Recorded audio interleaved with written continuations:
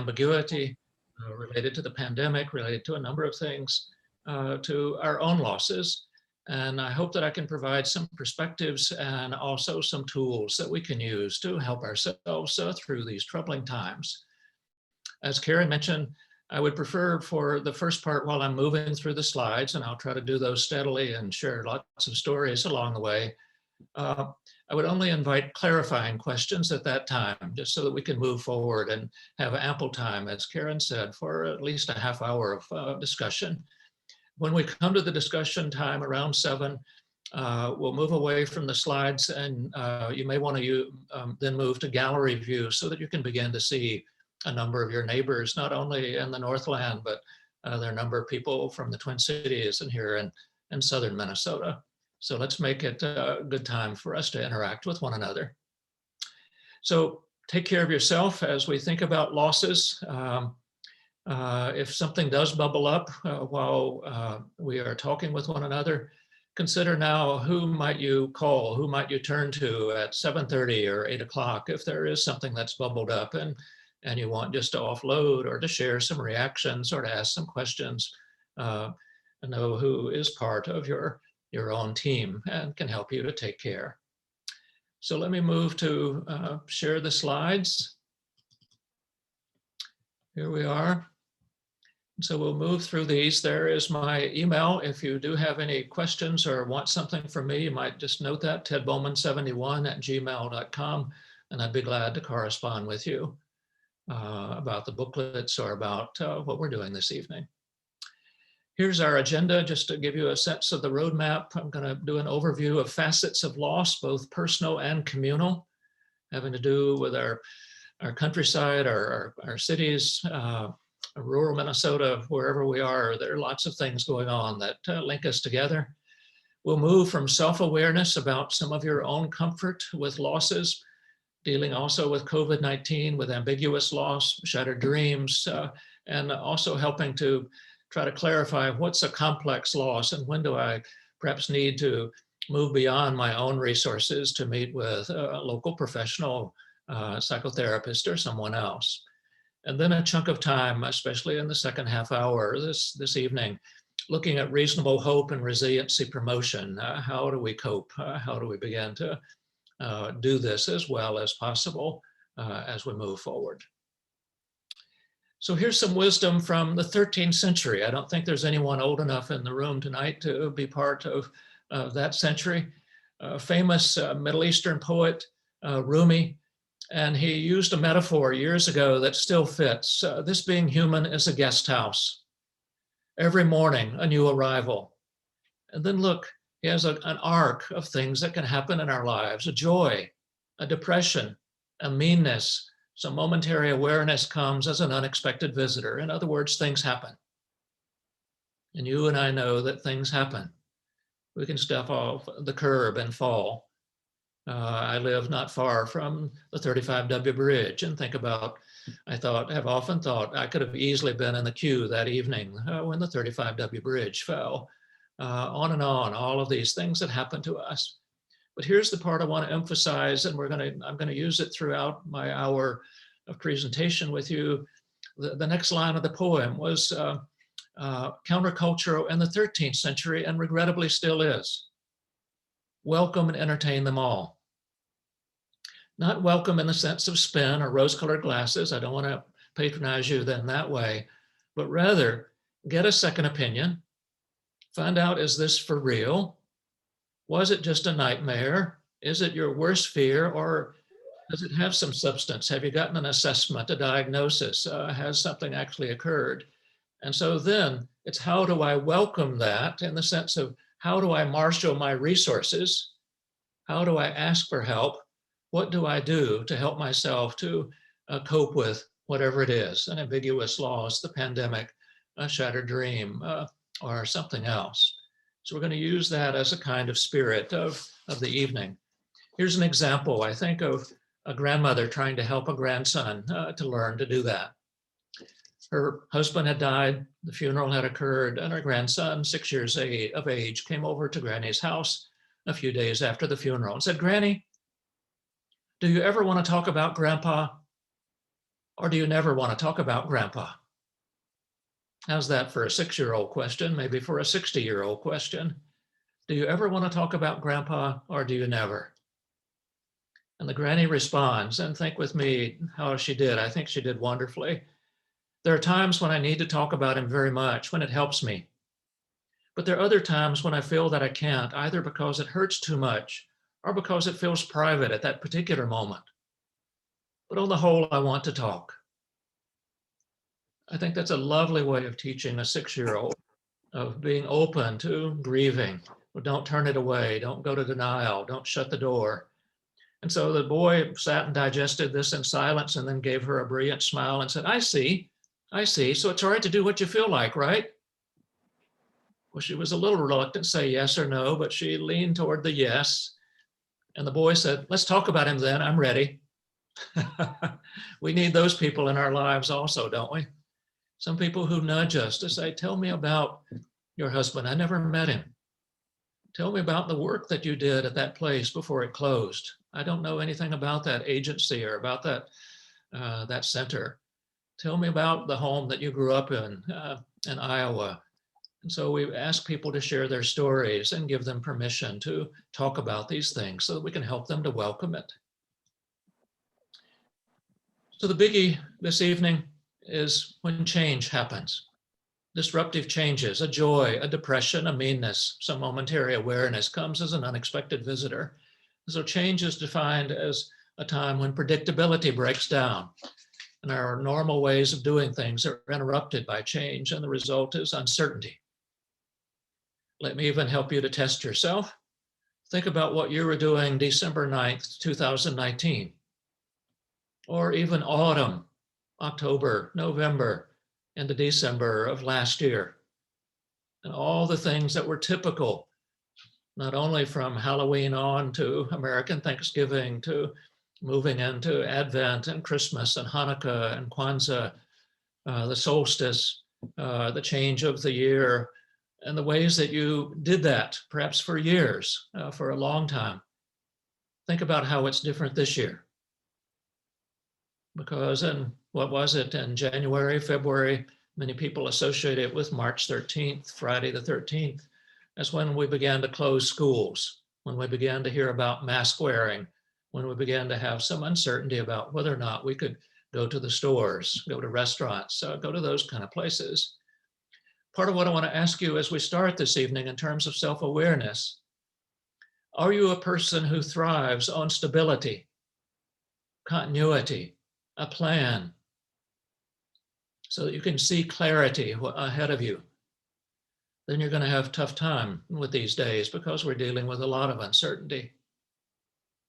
Are you a person who's a bit more loosey-goosey, go with the flow? Or as my grandson put it, it is what it is. Are you a bit more accepting of uncertainty? And let me help you also, whichever those you are, there'll be other of your family members or friends or colleagues at work, people in the community, in Brainerd or in Excelsior or here in St. Paul, who will do it differently. And that creates even more uncertainty because some people are having a really hard time and someone else is saying, what's the big deal? We'll get through this, just hang on. But it just means that we deal with it in different ways. And so here's another part that adds to the uncertainty in some ways. William Bridges says it's not the changes that do you in, it's the transitions. And he defines transition as the process of letting go of the way things used to be and taking hold of the way they subsequently become, the way that we come to terms with change. Let me give you some examples of people who did changes but not transitions. One is my grandson. He had a football injury when he was 17, broke his collarbone. He went to the physician, had the collarbone replaced or put back in place, and he was given some pain medications. And it began a slippery slope of pain medications, opioids, and other things over a 6 to 7 year period.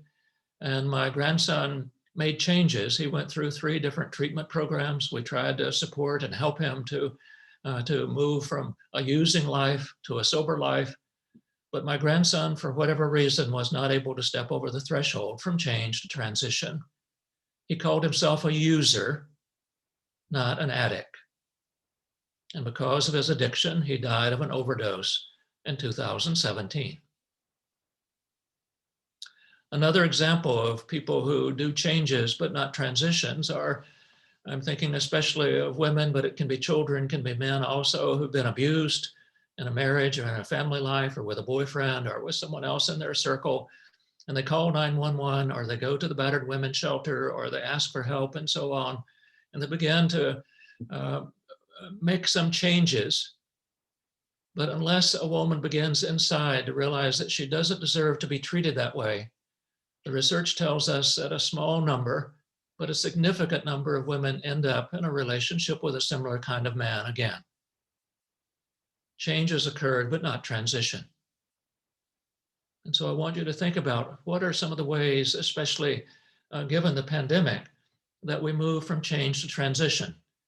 Michael Osterholm at the University of Minnesota is trying to help us with that because he says, friends, neighbors here in Minnesota, this is the COVID year. This is the COVID Thanksgiving. This is the Christmas. This is the COVID Christmas. This is the COVID Kwanzaa.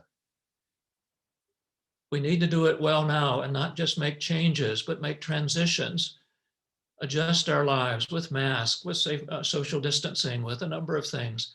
Otherwise, we're going to deal with this again next Thanksgiving, next Christmas. And so we need to help each other with transition.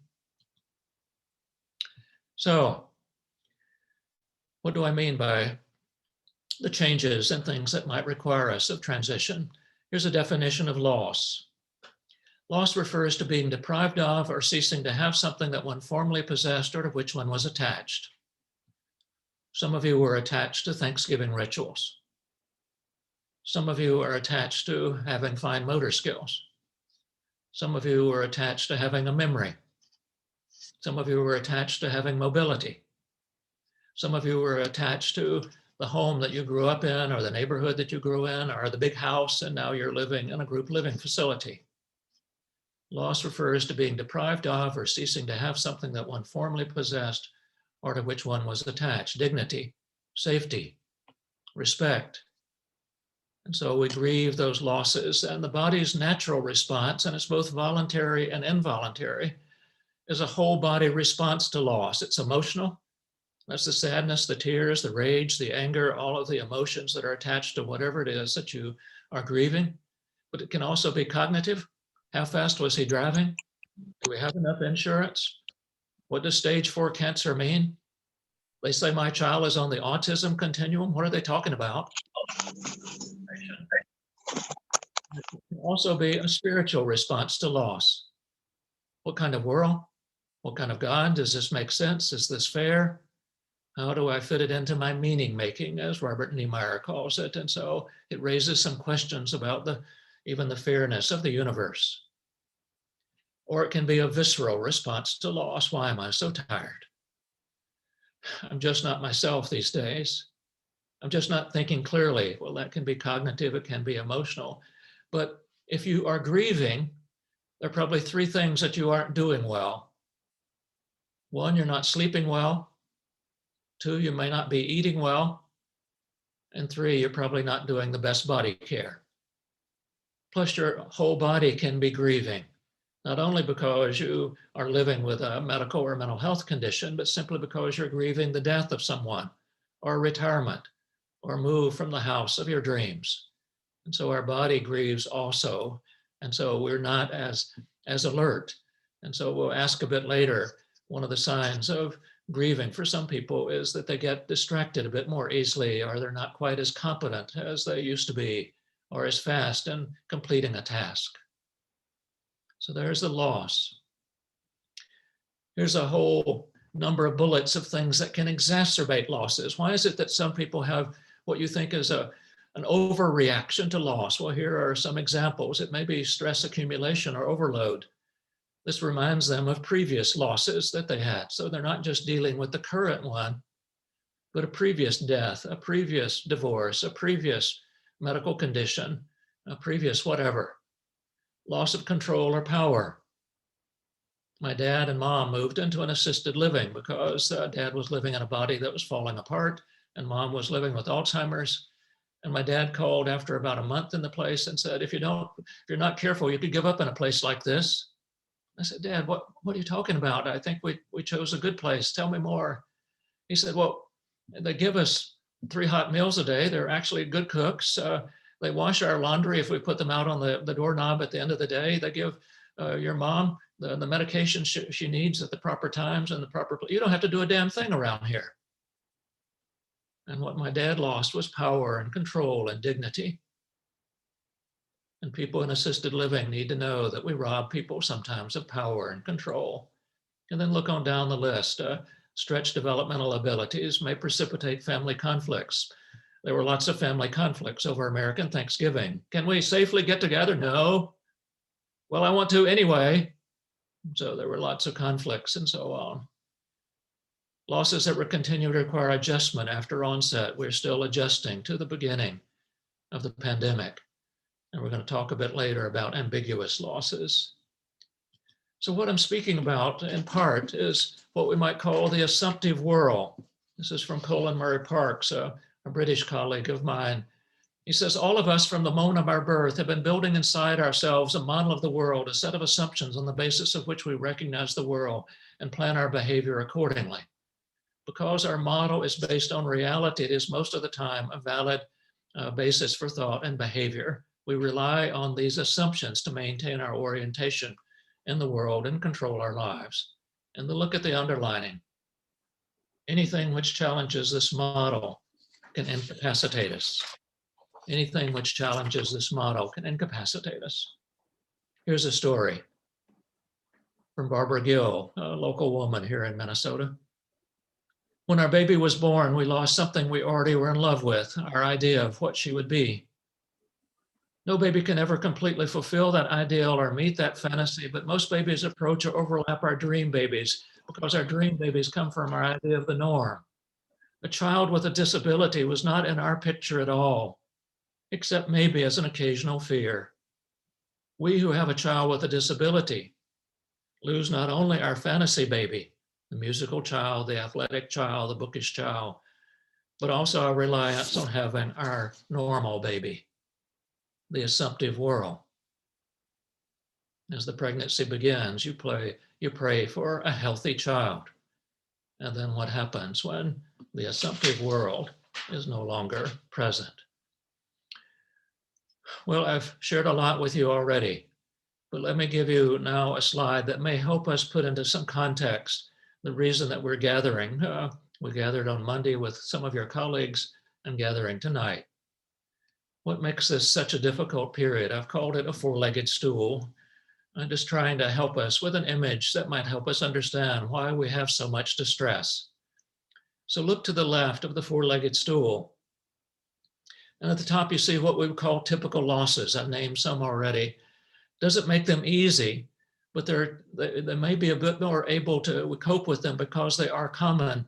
And we have rehabilitation, we have responses, we have traditions to deal with those losses. And so everything from Parkinson's to bipolar condition to depression to a child with diabetes, a kidney disease, dementia, whatever it might be. And then think about the rehabilitations that we do to help people to get their mobility back. Funerals that we have, retirement parties, separation traditions. And so we have around us a community that often helps us with these kind of typical losses. For some, they struggle with those typical losses because it also shatters their dreams. They didn't expect it. Their pictures inside of the way their life was supposed to be are not matched with the way that it has turned out. And so it's a shattering of the dreams. And we'll talk a bit more about that also. But the ones at the bottom, the two at the bottom, are a bit new. Perhaps they've been part of the world in the past because of other pandemics. But let me talk first about the state of the world. And this is, I wanted you to push back before COVID, even to early 2019, late 2018. I do lots of grief groups. And so I would be meeting with a group of caregivers. I would be meeting with a group of people dealing with cancer support group. a bereavement group, a job loss group, a parents of children with diabetes group, and they would do their work, and then they would turn to me or other members of the group, often toward the end of the session, and say, Ted, you know, if I wake in the middle of the night, I'm not thinking about my cancer. Or someone else in another group would say, if I get in a worried state in the middle of the day, it's not about my dead husband. It's not about life after his death. I'm worried about the state of the world, Ted. And when I would ask people what they meant by the state of the world, they had different things that were the prompt or the one that they were most worried about. And some people are worried about the state of the planet. Will there be a planet? Will there be a world for our grandchildren and great-grandchildren, given all that's going on in terms of the climate and people's misuse of the climate and our world resources and all the rest? For some others, the state of the world had to do with the haves and have-nots, the separations between those of means and those with lesser means. For some people, it had to do with the racial unrest. For some people, it had to do with the leadership of our country, the leadership of the UK, other countries in the world, with some of the demagogues and others that are out there. And people are afraid that we aren't going to make it, the state of the world. We're going to have another war. And so I would ask you, are you dealing with typical losses tonight? Are you dealing with shattered dreams? Are you also worried about the state of the world? And then the one that began just this year for most of us is COVID-19. And we began that with the anxiety, the unclear future, wondering what it was going to mean. And so it created a kind of loss overload for a lot of us. And so let me help you to think about how you are impacted. What are some of the categories that cause you to have some distress? Is it the uncertainty that I've already mentioned? Are you obsessed with a continuous news cycle? First thing you do when you wake in the morning is read the paper or turn on the radio or the television and find out what's happening today with COVID, what's happening with Trump, what's happening with racial unrest. Are there tensions about your choices? Is it safe to go to that store? Can our family gather for Kwanzaa and for Christmas? What about our children and their ways of learning? Is this working or not? Do you have pandemic and anxiety, either because you yourself have a medical or mental health condition that puts you in a vulnerable place, or do you have a loved one who's in a group living facility and a nursing home, and you're wondering, will they live until the end of the year? What about other losses and grief? They're in the middle. Are you preoccupied with community violence? It's happened even in Brainerd. It certainly has happened here in the Twin Cities, and then it's gone around the world. And it's not going to end. Well, people, unless they begin to get their due diligence, 400 years of waiting in America for the races to be seen as compatible and at one same level instead of being separated as they are. We've got to deal with it. Are you dealing with isolation fatigue? Here's one more Zoom meeting, but we're surrounded by 50 other computers, which means there may be 100 people gathered tonight with one another here in this room. Or is it the ambiguity and the uncertainty? I'm asking you just to consider for yourself. So 3 questions for you. What have you lost in terms of your routine? What have you really lost? What remains? And how can you hold on to what remains? And what's possible for you?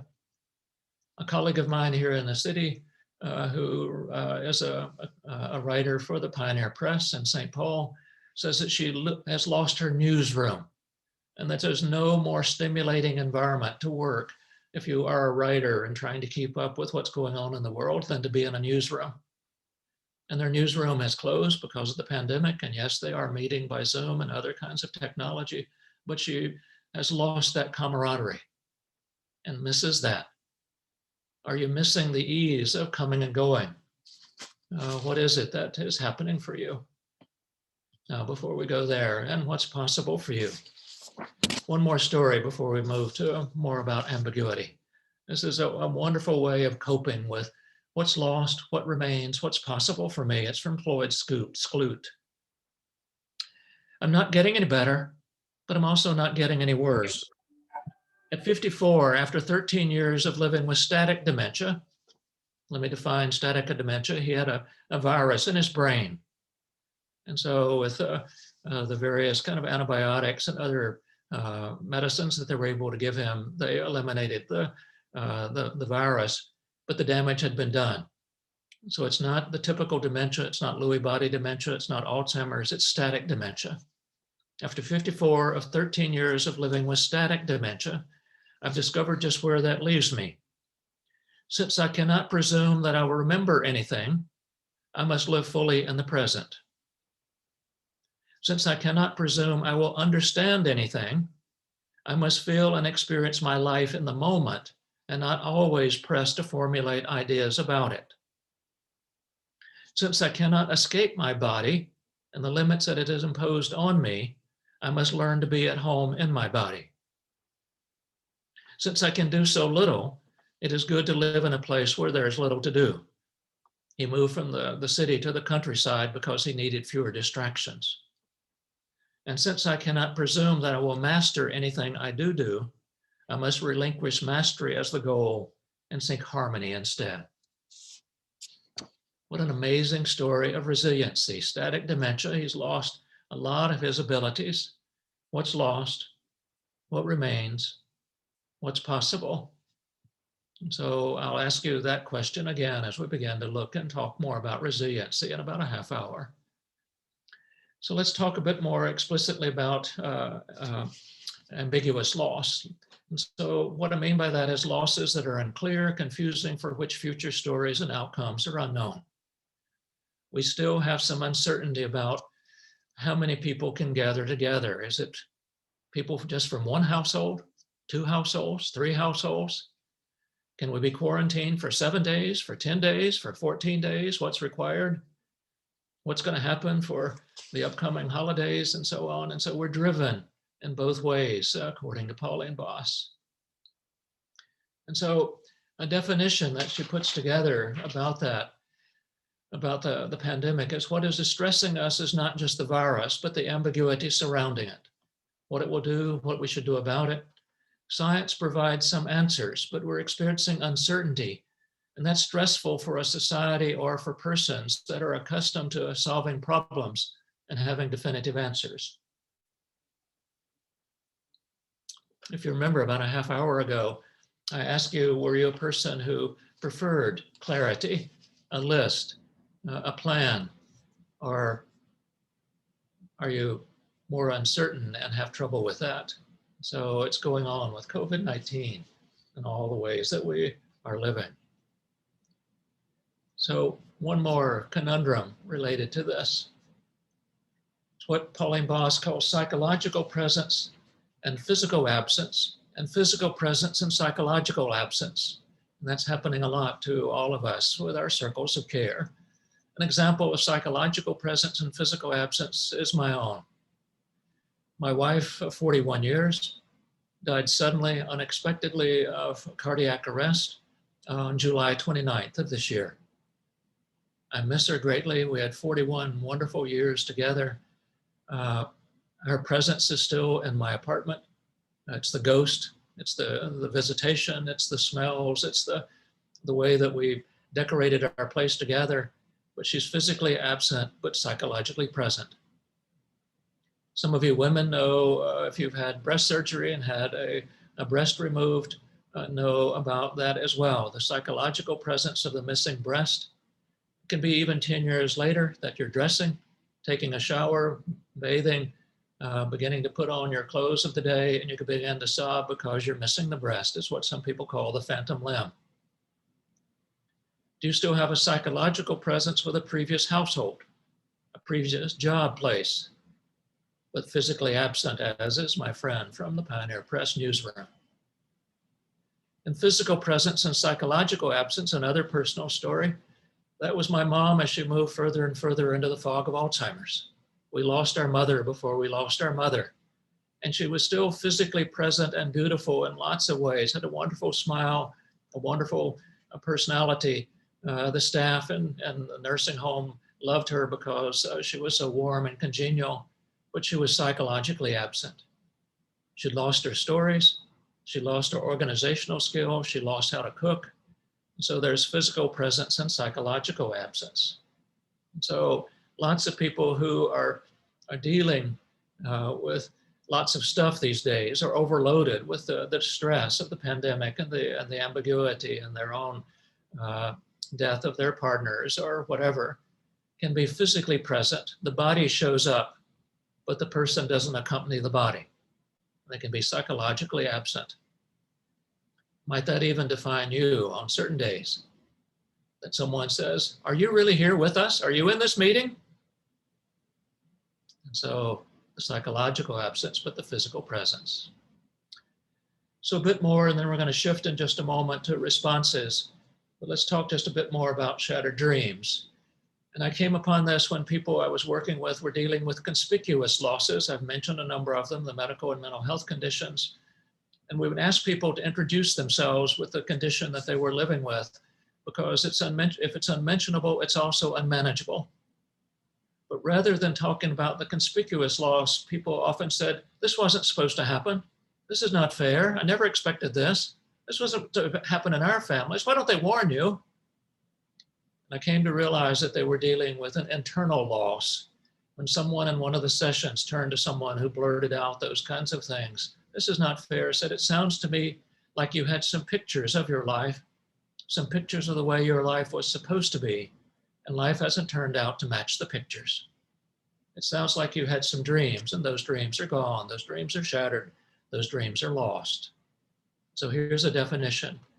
Losing an important image of oneself or one's spouse or one's family or one's child or one's work or one's death.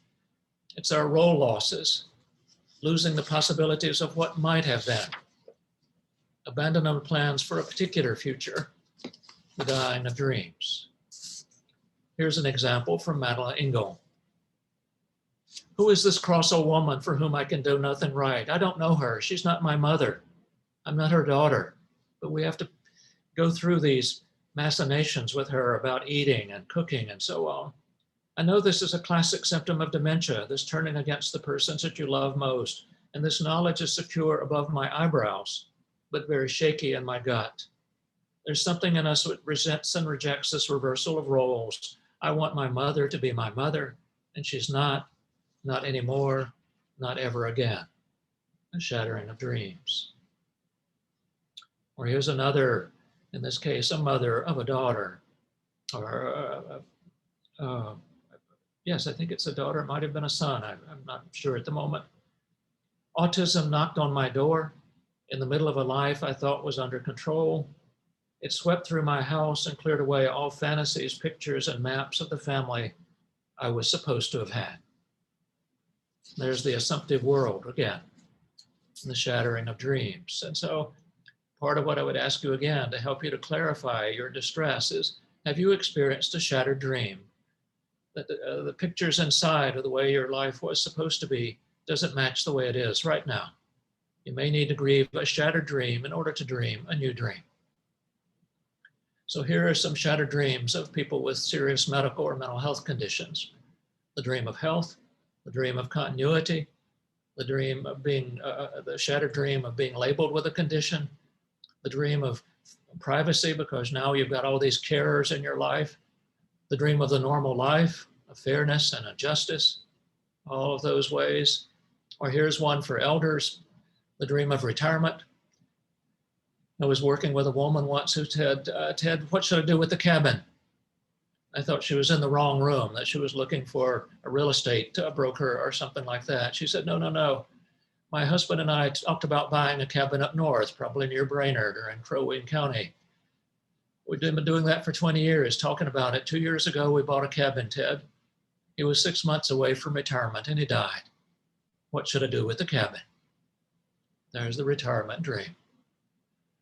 The dream of being seen as competent. As you get older, people don't think you can do what you think you should do. The dream of the family relationships withstanding the challenges and the stresses. The dream that plans would be sufficient, whether the Social Security or your income even the dream of dying and death. And here one more is shattered dreams related to recent community upheavals. The kind of stability, even in the midst of the pandemic, that we've got enough to deal with, and now these people are marching. Well, maybe they've got good reasons to march because of the unfairness of our culture. There was an assumed social contract that if there was an incident, even the George Floyd incident, that we would go back to normal quickly afterwards. And lots of people in our culture are saying, we are not going back to normal anymore. We've got to do it differently in America. There's the loss accumulation, the overload, naivete about historical trauma, flashbacks about some of your own abuse or a divorce or your own addictions. There are those kinds of shattered dreams. So here are some questions that one can ask to find out if you're experiencing shattered dreams or just a disappointment. These are what I call STEM questions. When you pictured this time in your life, what did you picture? When you pictured being 35 or 65 or a parent or an adult child, what did you picture? When you thought about losses in your family, what did you picture? Tell me about the plans that you and she and someone else had. And if those pictures are still inside and you've not grieved those, you may need to grieve the shattered dream in order to dream a new dream. So let's begin to shift and look at some responses. And let's start by doing it in terms of how it shows up for you. Let me go here. There are a number of ways we do it differently. For some people, and I'm asking you how stress shows up, how does distress show up? For some people, it's much more physical, where there's hormonal or adrenaline surges, insomnia, headaches, muscle fatigue, digestive problems, nausea, racing heart. When you're distressed, does it show up for you physically? And if so, where? Is it in your neck? Is it in your head? Is it in your gut? Or do you respond more psychologically? It's not so much physical, but with increased moodiness. Begin to pull back from others, have difficulty concentrating, restless, easily agitated, on edge. Or is it more behavioral, where there's increased or decreased eating? Some people are trying to social distance from their refrigerator. Is there more use of alcohol or drugs? Is there lack of motivation, that you just don't want to do that anymore? And there's their absenteeism, and remember, the absenteeism can be both psychological as well as physical. And are there relationship problems that have occurred simply because of the stress that's all going on? So part of the way that we respond is to name it. If something's unmentionable, as I said earlier, it's unmanageable. And so one of the ways we began to move to response is to name it. And whether it's the pandemic, whether it's ambiguity, whether it's a shattered dream, whether it's the death of your spouse or partner, whether it's that loss of job, the newsroom, what is the loss? And so to name it. And then to begin to grieve that. And if you can't meet with your mates from the newsroom, are there other ways you can get together and share some of the humor and the interactions with one another? We grieve in various kinds of ways. Put the loss in perspective. Is this the COVID year? That's a perspective. My perspective around my wife's death is I feel so lucky to have had 41 years with her, and I miss her greatly. So it's both and I'll talk more about that in just a moment. Reinforce and build your support connections. Who's there for you after this session? Who's on your team? With whom can you talk about things? Set limits, say no to some things so you can say yes to some others. Are there some things that are best not to be done this year because it is the COVID year? And to simplify your life. And then what are parts of your healing plan? Ways you find joy and promote hope? Is it Mother Nature? Is it music? Do you put on your earbuds? Do you have music around you? Do you need a massage now and then if you can get one from someone? Are there rituals that help you? Are your faith practices quite useful to you? Comfort food? What is it that helps you to promote your own health, hope, and healing? So resiliency is the ability to bounce back, to adapt to adversity, to spring forward. And it arises from ordinary resources and helps us to be resilient in what we're living with. A man with Parkinson's said that Never mind. wins if it makes me focus on the long term and give up. My strategy is to concentrate on the short term and keep going. That's resiliency. And so it's the ability to connect so that you begin to have people around you in your corner. And here are some examples of resiliency. There's the serenity prayer at the top. Accept what you can change and know the difference between what you cannot, what's negotiable and what's non-negotiable. And then a big one, let me linger at it for a bit because I'm moving through a lot of material here, is to break it into manageable pieces or steps. Lots of people are distressed, not for the specific reason, but because they're dealing with the forest and the trees. They're dealing with too many things at once. And so to break it into manageable pieces and steps, many of us are, it's suggested by the Minnesota Health Department that if you are living at a time of ambiguity, that you should have some anchors of stability in your daily life. And it may even be to make a list of some things that are must to be done that day. And some of the things on your must list should be some things related to your own self-care.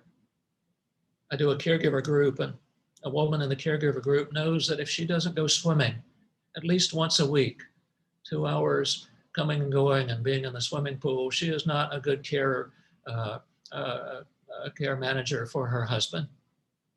So she needs to be a good caregiver for him. And so she knows that she needs to swim at least once a week. Put that on the list. Use creativity.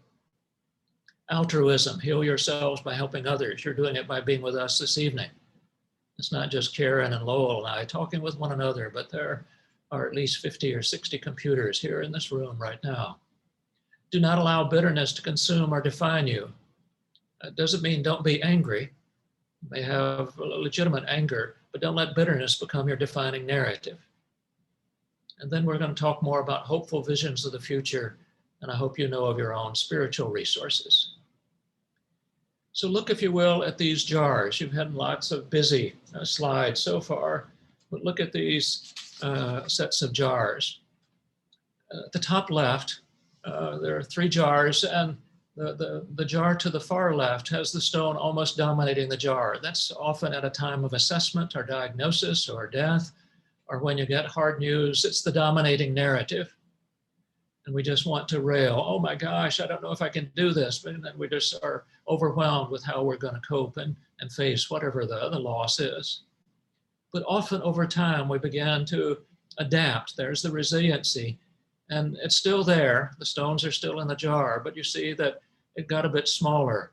An example, a father was feeding his son by a feeding tube one day, and one of his male friends came over to visit, and after the feeding, he said, how do you do that with your child? My gosh, that seems so hard. And the father said, it's just the way I feed my child. If I thought about it too much, I probably wouldn't be able to do it.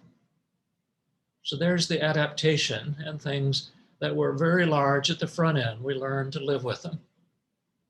I'm missing my wife. It was very big at the front end. It can be big on certain days, but there are other days where I appreciate that we had the 41 years and appreciate the house that we created together, and I'm grateful for all the things that she taught and the way that she loved me.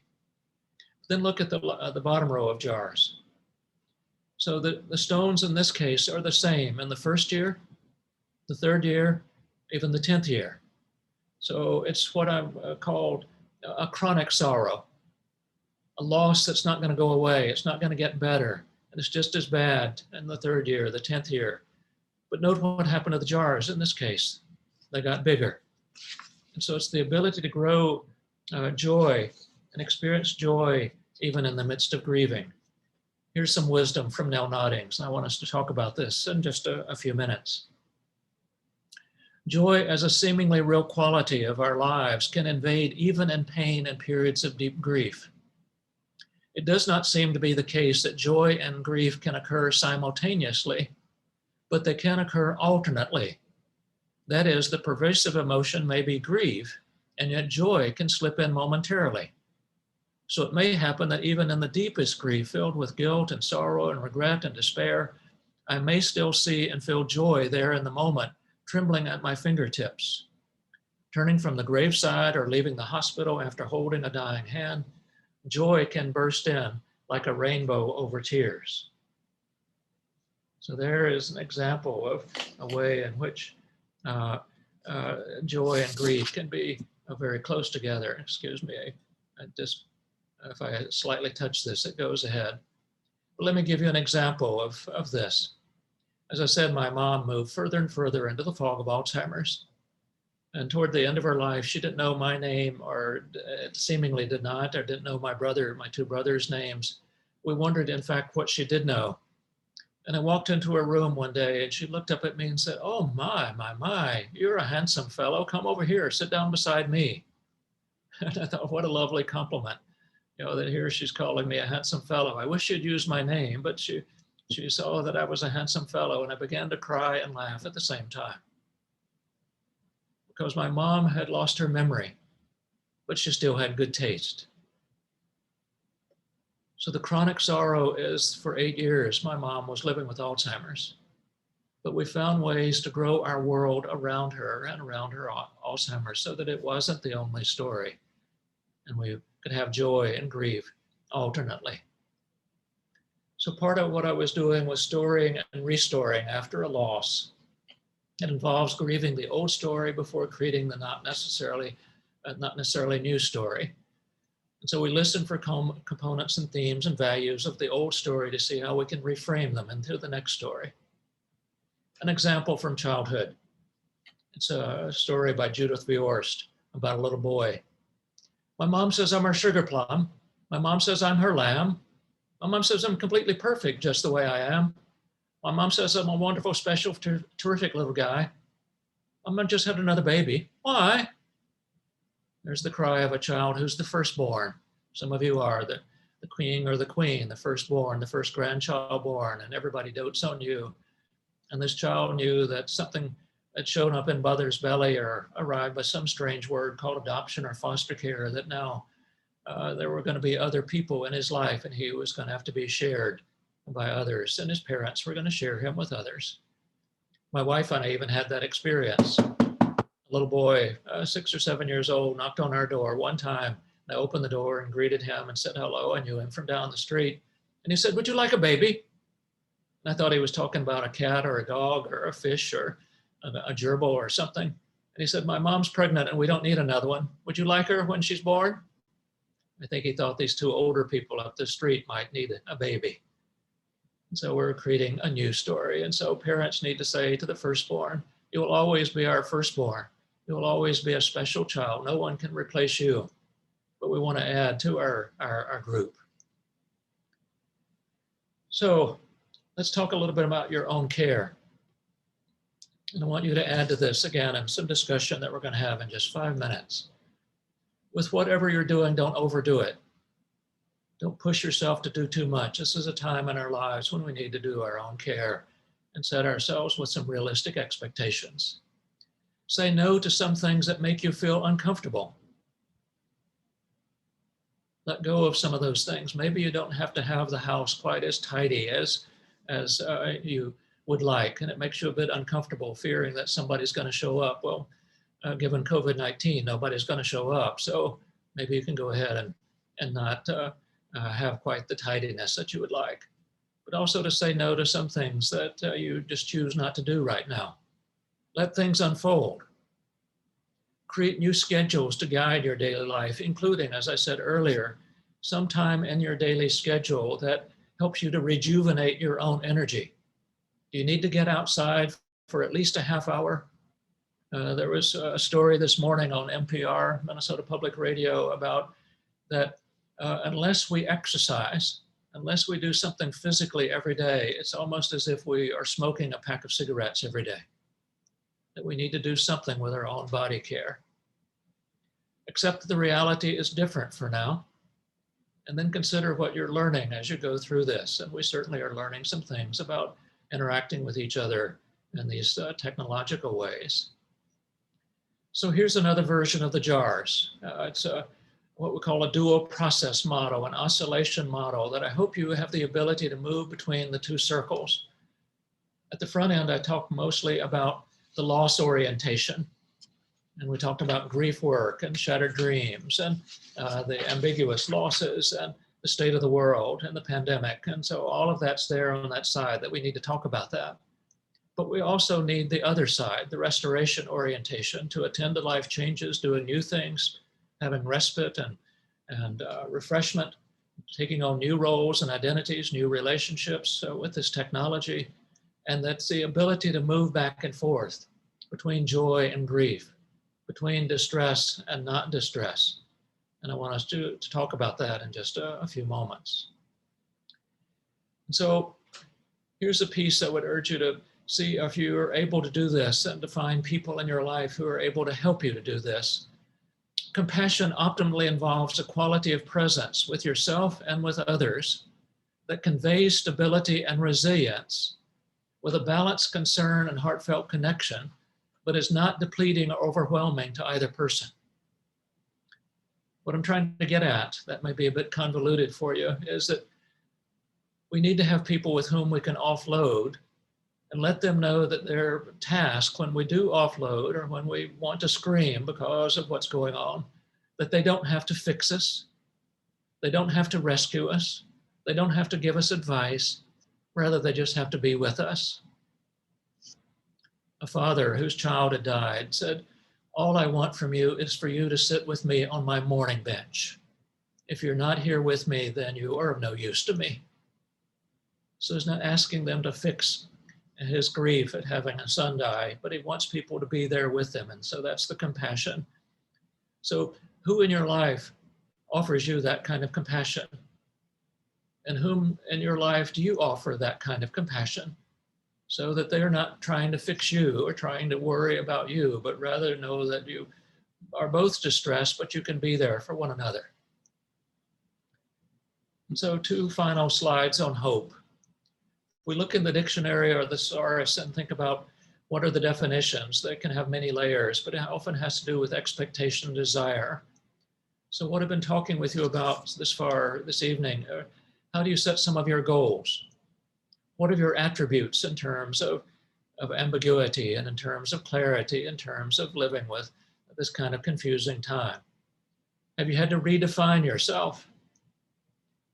Think of the families with children who are doing their schooling at home because of the virtual learning. And a child was heard to say, "I hope I don't get the same teacher next year," saying that about their mom or dad who are trying to help them with their homework. We may have to have a redefinition and a bit of humor and serenity and peace and energy. And then I love this from Ketty Weingarten, in which she talks about reasonable hope. So it's cognitive, it's informational, it's not just schmaltz, it's not just something that's spin or rose-colored glasses. Reasonable hope is relational. Bavaninga, now a retired professor in the School of Public Health at the University of Minnesota, says that those who get through a tragedy point at least to one person who stood by them. Oops, I'm sorry.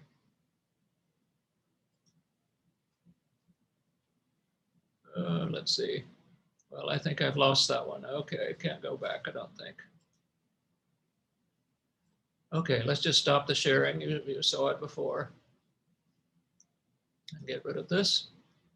So let me just go through that because I've gotten rid of the slide. I apologize. Reasonable hope is relational. And what I was saying about Bavaninga is that he says that those who get through a tragedy point at least to one person who stood by them, supported them, and gave them a sense of hope. Reasonable hope is a practice and a goal. You just don't leave it to good intentions. You don't just hope that you'll get up on the right side of the bed. Rather, you need to put it into your calendar. You need to say no to some things. You need to practice your own hope. And then here's the uncertainty. Reasonable hope maintains the future is open, uncertain, and influenceable. And influenceable. Yes, we're in a time of ambiguity, but we can influence and bring in some stability even to the midst of our ambiguity. And then finally, reasonable hope accommodates doubt, contradictions, and despair. That we can even have joy in the midst of despair. We can waffle back and forth from some tragedies in our lives, but also appreciate some of the joys that we have. Oh my, that's a lot. And especially on an evening, you've had a full day already and all of that. So take a deep breath. And then, as we mentioned earlier, you can either put a question or a comment in the chat feature, and Karen and her colleagues will be calling those out to me. Or if you are willing, and gently do this, because we only want people to unmute one at a time because there gets to be background noise. You can unmute yourself and ask a question of me and I'll respond. We've got about a half hour for that. And it doesn't have to be a question of me. It may be that you have a resiliency resource. It may be that you are aware of some people who are coping well in the midst of the ambiguity and the pandemic, and offer us some of that wisdom so that we are not deprived of it. And so, Karen, let's get started. And all of you may want to keep it on speaker view or go to the gallery view so that you can see your neighbors. Ted, I did share with everyone that we will send out the slides, and then we'll also send out, you were kind enough to go ahead and reference your poem. So we'll send that out to you as well. If you registered for this, we'll email that. And so far there must be a quiet group, or we don't have any questions yet posed in the chat. Okay, so someone unmute yourself and share a comment or raise a question for me.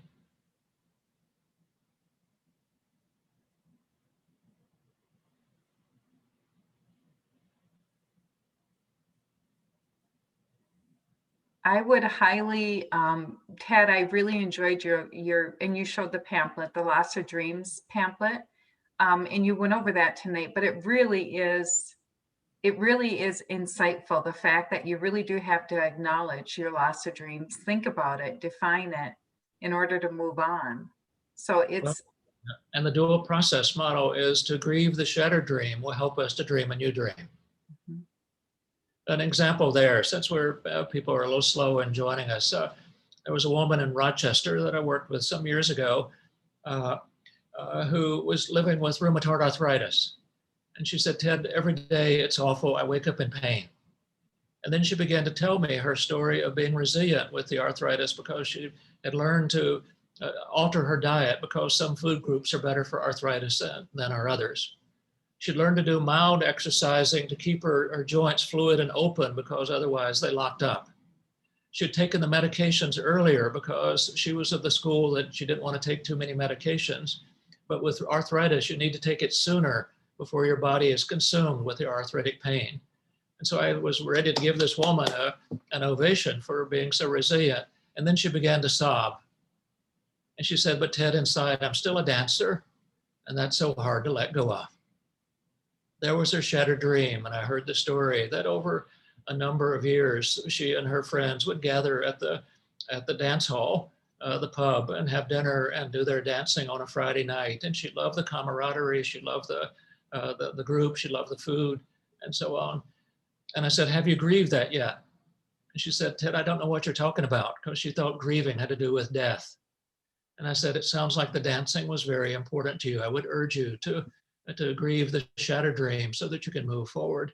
And I said, here are a couple of options for you. One is that you put the dancing over on the shelf, never to be done again, but kept alive as a part of your storytelling experience. Everybody here tonight has stories of things you're not doing now that you did at an earlier time, and you can celebrate those. A second option was that I said, it sounded to me like you like being with your friends and like the ambiance of the dance hall, the music. How about just going and enjoying that and giving up on the dance right now? And then the third option, many of you would know what I'm about to say, is I've seen lots of people dancing in wheelchairs. I've seen lots of people using walkers, but still doing the dancing. You can still dance. But I was trying to help her to grieve the shattered dream and to decide which fit for her. One size doesn't fit all, and there's no magic cure. But whatever's our shattered dream, we need to grieve it so that we can dream a new dream. Thanks, Karen, for emphasizing that part. And if people are interested in the little booklets, I've written one called Loss of Dreams and another called Finding Hope When Dreams Have Shattered. They can get in touch with me by my email at tedbowman71 at gmail.com, and I can send you a price list. Ted, there is a really good question that ties in. It says, the shattered dream will never be, but how do you build a new dream? My suggestion with the slides was, are there components of the shattered dream that you can still hold on to? I used the story of the retirement dream, the retirement cabin. And I said to the woman about that one, what should I do with the cabin? I said, well, I would urge you to not do something impulsive. Go to the cabin at least one more time with your family. Celebrate the dream, celebrate your husband who's died, and then decide, is it tainted or can you still go there? And it may be that it's too tainted because it was a shared dream and you don't want to do that. But honor that dream in that way. A similar kind of one for some people around retirement is that they plan to travel together. Well, if you love travel, why should you give up on travel because your mate has died? Are there other people who are good friends of yours, who are family-like, and that you would love traveling with? You might even enjoy them more than you might enjoy your husband or wife because they want to do some of the same things. And he wanted to go there, you wanted to go here. And so if you like travel, so what I'm asking, I'm not trying to be facetious in any way, because at times you don't want to do a dream that is so personal for you, but are there components or themes or values of it that you can move into the next dream? Okay. So Ted, Lowell Johnson here. Uh-oh. And in your experience working with people grieving and loss of dreams, have you noticed any gender differences in loss of dreams generally? I don't know that I know of gender differences. I'm not a researcher, so I haven't tried to research that. There's a good project for someone in the group. I'd love to see if there are gender differences. I think it has to do, rather than with gender, with the degree in which some people lock in and have trouble letting go of the dream inside. And that's the reason the earlier question, I think, is such a good one. Are there ways, instead of locking in, being black or white, it's the dream or it's not, what Pauline Boss talks about is both and. That are there some components, themes, and values of that, yes, I wish I could have done it with him or with her or there or in that way. But instead of it being black and white, are there some ways I can modify the dream and still hold on and do some of those things in ways that can be beneficial? Here's an example myself. It's a simple way. I hope it might respond to Lowell's question. It's a poem I wrote about 2 months after my wife died in July. I will color this time with more than a black armband, a past marker of death. For some of you who are young, at an earlier time, we wore a black armband for 3 months or 6 months or a year as a way of letting our public know and ourselves know that we were grieving a death of someone in our circle. I will color this time with more than a black armband, a past marker of death. I will reach for brilliant, bold, bright colors and subdued beiges, blues, and blush. I yearn for an array of color, similar to the rainbow of flowers sent so soon after Marge's death, reminding me of the colorful life that we shared and that I can still have. That's the both and. I'm grieving the lack of color, her physical presence with me, but there's no reason I have to give up some of the joys that she and I shared and that were mine even before I knew her. And so I want to have some colorful things in my life, even if I have to go out myself and buy, a potted plant or some fresh flowers so that I have some color in my apartment. I can do that to be part of that shattered dream. Who's next? Who wants to unmute yourself and raise a question or share a resource? Be lovely. Mary put something in the chat that I really enjoyed your talk and have a lot to think about. I have leukemia and a compromised immune system and struggle when people tell me that I am too careful, quote unquote, with COVID. I have treated the last months as grieving the loss of being able to be out with others and have had to look for new things to look forward to. Yes. And that's a very personal story, especially with a condition that can cause you to be vulnerable. But I think the metaphor of your story is probably all of our stories. How do we adjust being safe? I admire you for being safe with your leukemia so that you can live as long as you can. The hospice rule around the world is to live as long as you can, live a life as full as you can for as long as you can. And you're attempting to do that with your leukemia, but then trying to figure out how do I maintain some of the connections. And I would urge us to use this kind of technology as well as safe ways in which we can meet outside, other ways we can experiment creatively to find ways to experience as close as we can some of what we got when we were able to be in gyms. We were able to work out. We were able to meet with our family and others. A few common examples I've been hearing that many people are saying that given that the pandemic is going to continue at least over the winter, whether we have the vaccines ready in January or not, we're still, as that gets ramped up, we still are going to need to be very careful in winter.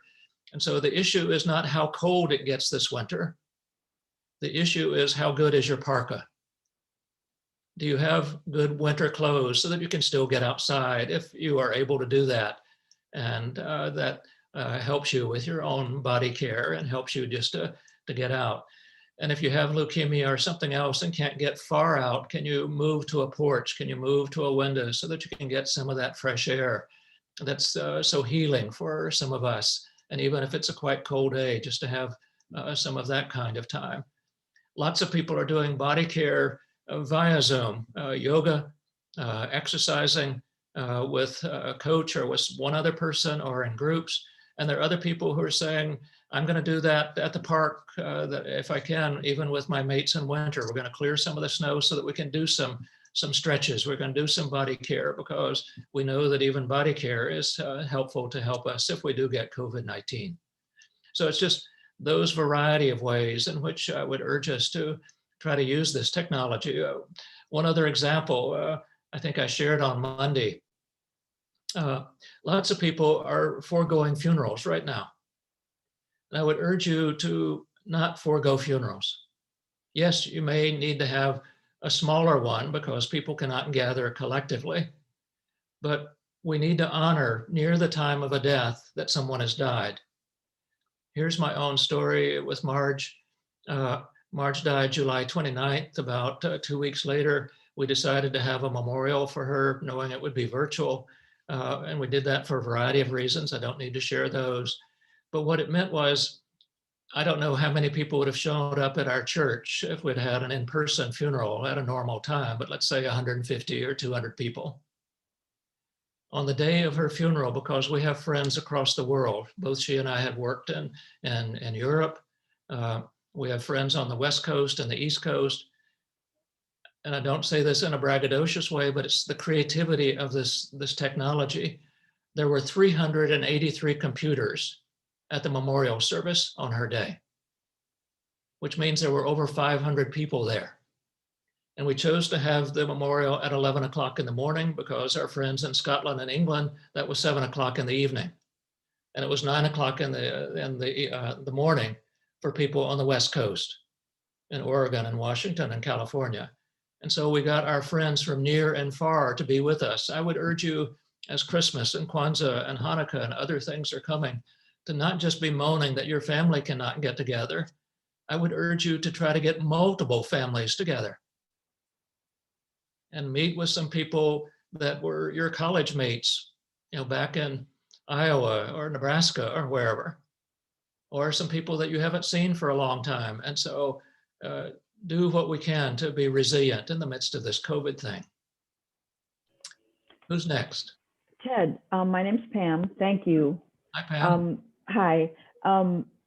You're talking about your wife's death and what you chose to do. I just wanted to share, my ex-husband died on November 17th, a very tragic, unexpected death. And I was still very connected to him. And we share a daughter who turned 22 a couple days later. And it was challenging because she's an only child and she was in charge of making a decision to take him off the ventilator, and all the decisions that came after that really fell on her. Plus she's a senior in college. So kind of a pretty stressful time for her. Well, we chose, eventually we were really struggling with whether to do a service or what to do. And I really get what you're saying, but we actually chose to do a memorial this coming summer, partly because he hated winter, and he really struggled with his mental illness. He was bipolar and really struggled a lot with winter. And so my daughter felt sort of a way to honor him would be to do this memorial in the summertime. But what happened was, because I was worried about exactly what you're saying, is I was worried about that piece where we need to lay that person to rest. And of course, my daughter and I are both Christians. And so we were kind of struggling with that whole, sort of committal piece and all that too, which I'm still kind of struggling with, but I'll be okay. But I asked the family to create a Facebook Messenger group before he died. So the 24 hours before he died, when I was helping my daughter and I was like at the hospital and in charge of getting messages to everybody, what came of that was this really beautiful thing where 32 people ended up on this little Facebook Messenger chat, family members. And as he died, some people we did video so they could be with him as he passed. And then for days after that, it's still going. This became a place where people memorialized him. Stories have been shared, photos have been shared. As a matter of fact, last night, like his cousin just shared, I think about 15 photos that I had never seen in the 11 years I was married to him. Yes. And then my daughter got to see them, and just his brother posted about it 2 hours ago. He went outside and was crying. And so it's become a place for everybody, almost like how a visitation or a viewing would be. Or like when you have the meal after the service and everybody gathers together and shares. That's actually what ended up happening on this, of all places, this Facebook Messenger group.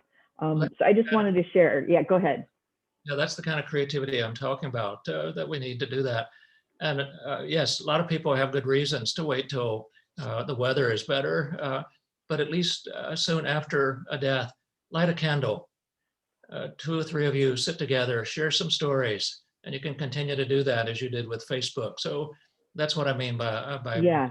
Don't put it all off, but find small ways to do it and have multiple funerals, one now and one in summer, or however you do it. Sure. Thank you. Yeah. Okay, we've got just a bit more time. Are there other questions, Karen? Yes, Darcy commented, I appreciate what you said about alternating joy and grief with relationship to Alzheimer's disease. My dad is 75 and has early dementia, and it is tough, but I am trying to relish in the joy parts and make the best of our moments together, because his memory is still mostly intact. Ah, wonderful. Yes. Yeah. Meet the person where they are. It took me a long time, even with my mother. I'm a professional, but this was my mother.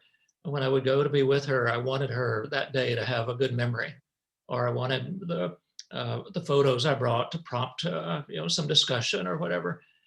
And it took me a long time to embrace whatever mother showed up, because with her Alzheimer's, with her dementia, it wasn't that she wasn't choosing to be there. It was the condition. And so finally, I got to the place where I simply embraced whatever mother showed up. And she could be a mother that was in a coma-like state. She could be a mother who was sleeping most of that afternoon. She could be a person who wasn't able to talk very much, or she could be a chatterbug. And I simply tried to embrace whatever mother showed up. You've had several people say thank you. And Amy says, thank you so much, Ted. I heard you several years ago and loved it then and loved it again tonight. One thing that resonated with me then and continues now with this presentation is the concept of the new normal, quote unquote, as it relates to grief and loss. Thank you so much for sharing your expertise and experience. Oh, thank you, Amy. Yes, or whoever wrote that. Yeah. Well, if we don't have other questions, people may want to have a second dinner or again, go further into their evening. Is there anything else? Does someone want to unmute or quickly take? I'm Brenda. I'm Karen's sister. It was really good and interesting. Thank you. A lot. I'm down in the cities. I'm not up in God's country. Yes. Well, I'm not far from you. I'm in St. Paul, and I understand you're in Brooklyn Park. Yeah, Okay, glad you're part of the meeting tonight. yeah. Brenda's celebrating a 60th birthday tomorrow. Oh my gosh, happy birthday. Yeah. We're celebrating Happy via birthday. Zoom. I'm getting my wheelchair fixed, so that's the big hurrah. Yeah, Very good. We're gonna do a party by Zoom. yeah. All right, I think I'm going to say goodbye and let people go on with their evenings. Thanks to Lowell, thanks to Karen, thanks for the Energized group. What a wonderful gift this is to the whole state, not just Crow Wing County. Thank you for doing this. Yeah, thanks again, Thank you. Ted. It was wonderful. Thank you, everybody, for joining us. Bye-bye. Thank you. Bye. Bye.